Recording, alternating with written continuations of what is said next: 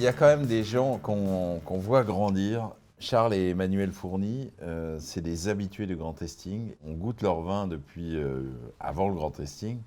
Et on a vu cette progression, ce talent, cette passion de deux jeunes vignerons formidables. Vertu, c'est le sud de la Côte des Blancs. Oui, c'est à côté du Ménil-sur-Roger. C'est vraiment des vins plus tendres, hein, tout aussi fins et complexes que les vins du Ménil, mais un peu plus tendres et un peu plus rapides à se faire en bouteille. Et les Fournis aiment aussi des vins très peu dosés. C'est toujours des extra bruts, parfois des zéro dosage.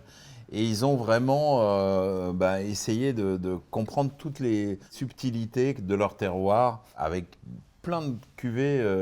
Ils élaborent un vin qui correspond à leur vision, à leur goût et évidemment à leur vignoble et à des approvisionnements qui ont des raisins qui vont dans le même style. Quand on aime le blanc de blanc, on a là une adresse hyper sûre. Moi j'adore ces robes. J'adore, jaune brillant. Voilà, la robe est très limpide et puis surtout le nez, évidemment, est très chardonnay, très, très tendre, très...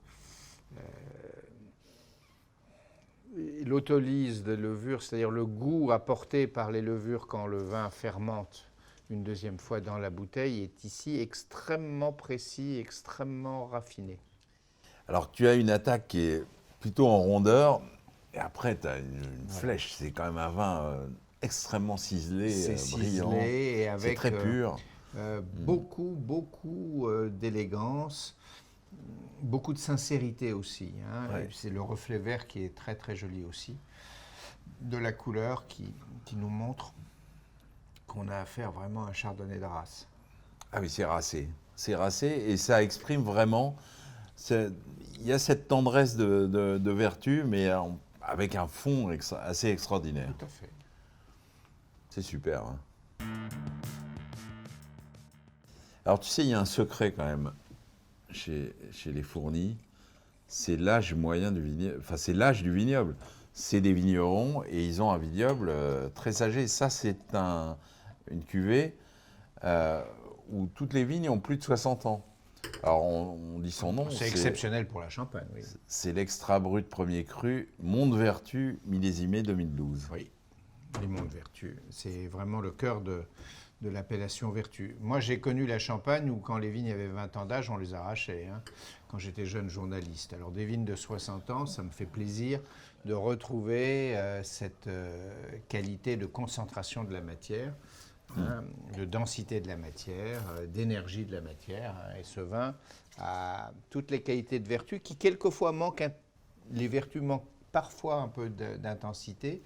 Mais ici, grâce à l'âge des vignes et à leur vinification, et certainement à des emplacements dans la meilleure partie de vertu, hein, c'est complètement dense et remarquable. Et complexe, hein, parce que aromatiquement, ça joue, ça évolue dans plein de choses. Il y a le salé, il y a le minéral, mais il y a également les fruits jaunes, les agrumes, même un petit élément floral qui est très, très, très intéressant.